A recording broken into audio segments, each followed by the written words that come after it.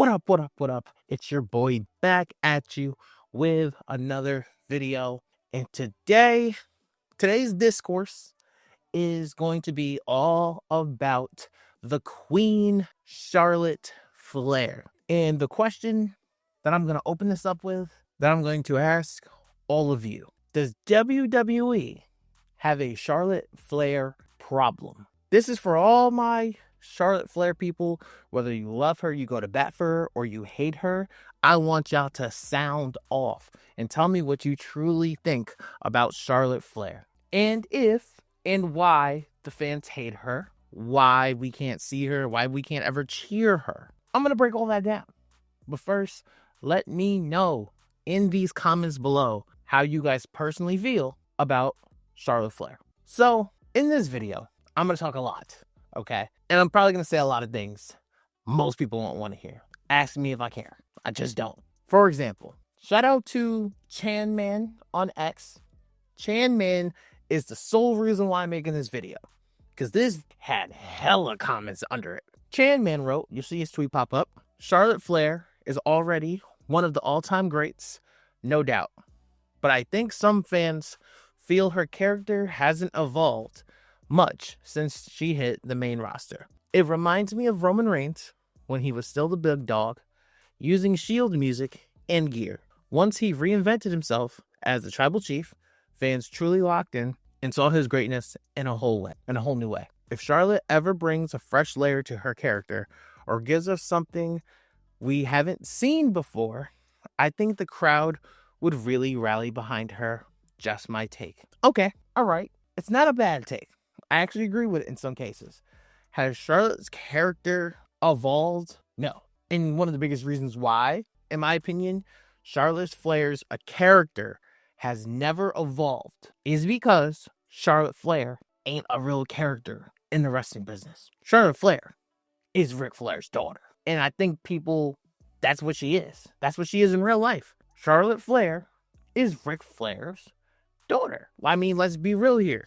Everyone who ever talks about Ric Flair never talks about the character of Ric Flair. Everybody talks about Ric Flair.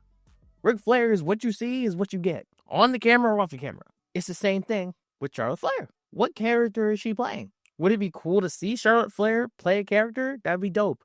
I mean, honestly, you can say the same thing about John Cena. John Cena just is becoming a character. Before then, what character was there about John Cena? John Cena was being himself. There's nothing wrong with that. That's just who they are. They were being who they are. And just because you don't like them because of who they are, I mean, it's not that deep. For example, Kicking It With Ross made a video about this. And he made the point that, what title reigns Charlotte had, because she's at 14. So what title reigns would Charlotte Flair have that we're going to remember? That's fair. That's fair. But then I asked a lot of people, how many title reigns do you solely remember whose name's not Roman Reigns? Don't worry, I'll wait. There's not a lot of title reigns people actually remember. You just remember who your favorite matches and who walked in as champion and who walked out. To me, Seth Rollins is a phenomenal wrestler. Do I go back and watch Seth Rollins' title reign? No, I don't. No. There's very few people who have title reigns who we genuinely love to go back. I would say Edge in 2006. I would say Randy Orton in 2009. Okay, then you're selling me. Those are title reigns we remember. More importantly, when you look at women's title reigns, which one y'all going back to? Which one? Because they're all really just okay. Rhea's had banger matches. She held the title for a year. If you want to go recency bias and say Rhea, okay. Bianca's was solid. Then she lost to Becky Lynch in 17 seconds. People hate that. People try to forget that. But then they paid it off at WrestleMania, and that match was absolutely classic. So, and the thing about it is that, sometimes can frustrate me is that people are like, oh, she's Charlotte Flair, and because she's Ric Flair's daughter, she's better than everybody. That's incorrect. Incorrect. If WWE needs to put on a banger match in the main event of any show, they need it to deliver. 9 times out of 10, they're going to put Charlotte Flair in the ring. Why? Because she's better than everybody else. Are her stories the most compelling? No. I think we all know that her stories maybe are not the most compelling. Is she better than everybody else? Yes, absolutely.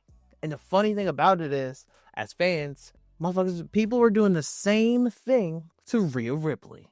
Before she did this backstage interview where after her loss to Io and she kind of blamed herself, people loved that. But people were getting very tired of Rhea Ripley because as we're fans, we are called a revolving door. We love somebody so much, next moment we kick them out the door. That's what we do as fans. But 9 times out of 10, Charlotte Flair versus Rhea Ripley is one of the greatest women's matches ever. And people are saying like, oh, I know they want Charlotte Flair to be the GOAT. She is the GOAT. That's the difference. She already is. She doesn't need 16 titles to become the greatest woman in WWE history. Name one. Name one who's done better. Name one who's better. Because I guarantee you, the wrestlers who you may name, they'll tell you, nah, Charlotte Flair's the GOAT. It's just the way it is. It is what you want me to tell you. She's the GOAT. For the women, she's the GOAT. And then a lot of people bring up main eventing WrestleMania 35. I saw Ross bring it up. He talked about how, we wanted Becky versus Ronda. Hands down, agree. Hands down, 100% agree. But then they had to throw Charlotte in there. I understand that. But then again, you forget, even Becky Lynch wrote in her book, Not Your Average Man, or whatever it's called, Fire book. That book was absolutely incredible. Go get that. Becky Lynch did her thing in that book. Fire. Becky Lynch said in her book, Ronda Rousey really couldn't work. Ronda Rousey was limited because she was still learning. So to just throw Ronda Rousey in the main event of WrestleMania in a year after she debuted, Ronda wasn't ready. So to make the match stronger, more important, and make the match structure work, who was the best worker in the business at that time? Charlotte Flair. It's not rocket science. When it comes to just in-ring wrestling pound for pound, Charlotte Flair is the best in women's ring wrestler. I'm sorry. It is what it is. Does that mean there's not other women's wrestlers that I don't like? No, of course not. I love Sasha. I love Toni Storm as a dog. If there's any time I check out, it's probably because of Toni Storm. She's a god right now. Rhea Ripley, Bianca Belair, Tiffany Stratton, Roxanne Perez is a dog. Mariah May. There are so many great wrestlers all around the world. Julia, Stephanie, Vaquero. I can go on all day long. Would I take Charlotte Flair in-ring work over all of them? Yeah, probably. Yeah. If I'm heading the shows of all shows, if I can have a WrestleMania for the ages, the WrestleMania from any eras, all eras, yeah, you can bet your ass Charlotte Flair is going to be in that ring. Yeah. Who she fights, don't know, don't care. Charlotte Flair is going to be in that ring, no matter how you slice it. Now, are there better characters than Charlotte? Absolutely. 100%. You will never hear me argue that point. There are a bunch of different characters who are better than Charlotte Flair. But when it comes to in that ring, are they better than Charlotte Flair? Probably not. No. Charlotte Flair, don't get me wrong. Charlotte Flair has really rough builds to her matches. Very rough builds. They're not always the greatest storylines going into the match. But when that bell rings, them shits cook. Fact. You look at Charlotte Flair versus Rhea Ripley. Charlotte was upset. Her and Rhea Ripley didn't close the show. They didn't close the show because their storyline was not that exciting, not that interesting as the Bloodline story was. Then the bell rang.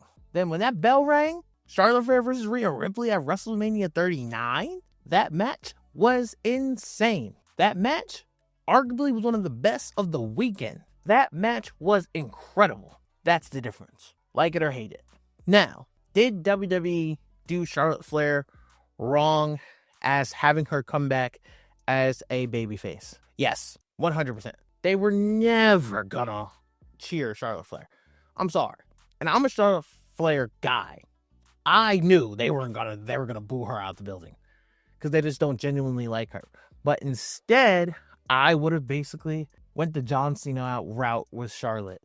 Charlotte should tell all them fans to go fuck themselves. Maybe not in those words, but I'm saying, you feel me? Because they just don't like her. They just don't like Charlotte Flair, and it is what it is. But also, here's the thing where WWE really messed up. They put her against someone who we also don't really know yet. And that is Mrs. Tiffany Stratton. And you know I'm on Tiffy time all day. My Apple Watch is on Tiffy time. Y'all know how I get. But as we don't know Tiffany Stratton, we know Tiffany Stratton, we don't know who Jessica is. We don't know who's under Tiffany Stratton's real character. Some people know she was a bodybuilder, but we don't know the challenges that got there, how she left gymnastics. We don't know none of this. They didn't give us none of that. We just have Tiffany Stratton, I'm prettier and I'm better than you. That's what we got. So there's nothing really to work in there for as a babyface. We cheer Tiffany. We cheer Tiffany. She looks amazing and she's a badass wrestler. But there's no person there. There's nothing to relate to.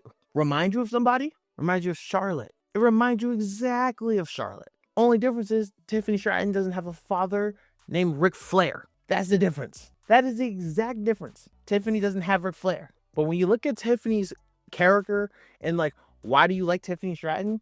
It is just as minimal and it is just as bland as Charlotte Flair. It's the same. The only difference is one has a father who was a 2-time Hall of Famer and one of the greatest to ever live. That's the difference between Charlotte Flair and Tiffany Stratton. Now, are there ways to make Charlotte Flair more credible? 100%.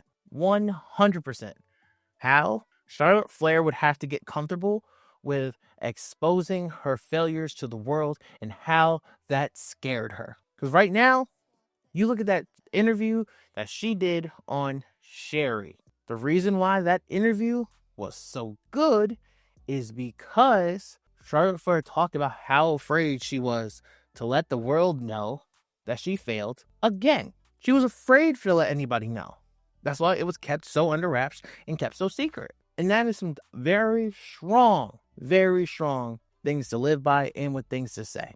And I was very proud of her in that moment. But the thing about that is that you bring that into your character, you're giving us something to cheer for. It's all there. Everybody can get over. I stand on that. Anybody can get over if you say the right things. And that's Charlotte Flair didn't get the chance to say the right things. Did Charlotte Flair winning the Royal Rumble hurt her in that moment? Yes. But here's the thing. We already know she's better than everybody. We know that already. And then the thing about that is, what heel in the women's division could put Charlotte Flair over as a babyface? I'll wait. What heels is dominant to put Charlotte Flair over as a babyface? I'll wait. And that's the thing people don't understand. A babyface is only as good as the heel they're going against. It's that simple. Cody Rhodes finished the story was brilliant. It was excellent. It was immaculate.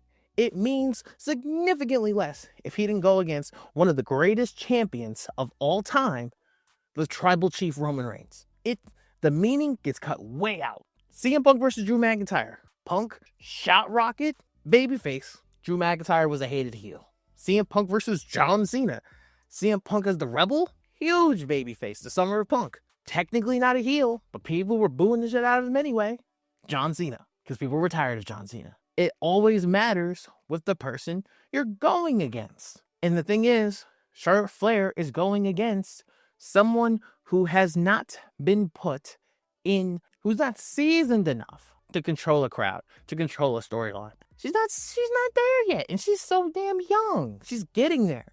She will get there. But my thing is, if we're going to call a spade, we got to tell the truth. That's all I'm saying. This was never going to work as her as a babyface with Tiffany. Never going to work. But in reality, the scary thing is they're really one of the same. If anything, they should have told the story of Charlotte should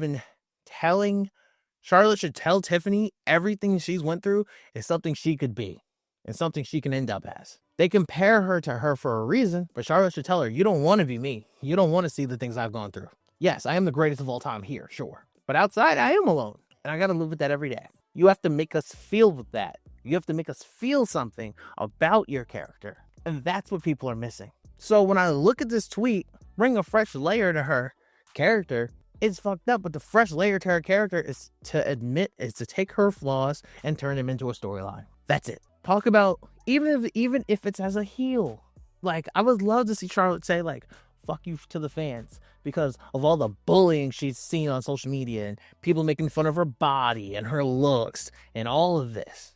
Always hating on her. I would love for her to take that into a storyline and say, you know what? Fuck y'all. Y'all don't get to talk. Y'all don't get to see me wrestle. I'm going to take the title and I'm going to go lay on the beach because you don't deserve to have me anymore. I would love Charlotte to do that. And if anything, and the thing people don't want to talk about is if Charlotte did something like that, you know what that does? Draws interest in the women's division. You want to know what that Charlotte Flair and Tiffany Stratton promo did? It drew interest in the women's division. And that's exactly where interest desired and needed to be told. It's perfect. And it's everything that you absolutely needed to do. I mean, for example, Bianca Belair looking like she probably going to heel soon too. Does she go after Jade? Naomi's heel. What does Naomi do? There's so many stories you can tell in this women's division. The thing is, they're making good matches right now. They're not telling great stories in the women's division. And that's the gap between the men's division and the women's division. The men are telling great stories and having great matches. The women's division is having great matches and no story on the main roster. And if there's any formula they should follow, it's NXT. You look at NXT, yes, Trick Williams is a god. Obafemi's that boy. Javon Evans is the future. Ethan Page is a great heel. Ricky Saints is the newest up-and-comer. Sean Spears has so much potential. You don't talk about those names most of the time. We talk about the women's division. It's the best division on the planet. Why? Because the women's division tells great matches and they tell great stories. So I end this to say, what's the best story to tell for Charlotte Flair? Tell Charlotte Flair to expose her real self. And I guarantee you, she gets over as much as people complain about. That's all I'm saying. That's all I'm saying. That's my thoughts and opinions and rant on Charlotte Flair. Let me know what you guys think. Is there a Charlotte Flair problem in the WWE? Genuinely, do you truly believe there's something wrong with Charlotte Flair? And if you believe that, let me know what you think would work best for Charlotte Flair. Would it be staying away to the title picture and working with the younger talent? What would you guys do with Charlotte Flair if you guys were in control? That's all I would like to know. Thank you guys for listening. Thank you guys for commenting. I love y'all. I appreciate y'all. Forever gang. Please like, comment, and subscribe. Ring the bell for the notifications. It's been your boy D, Forever Gang, and until forever finds you.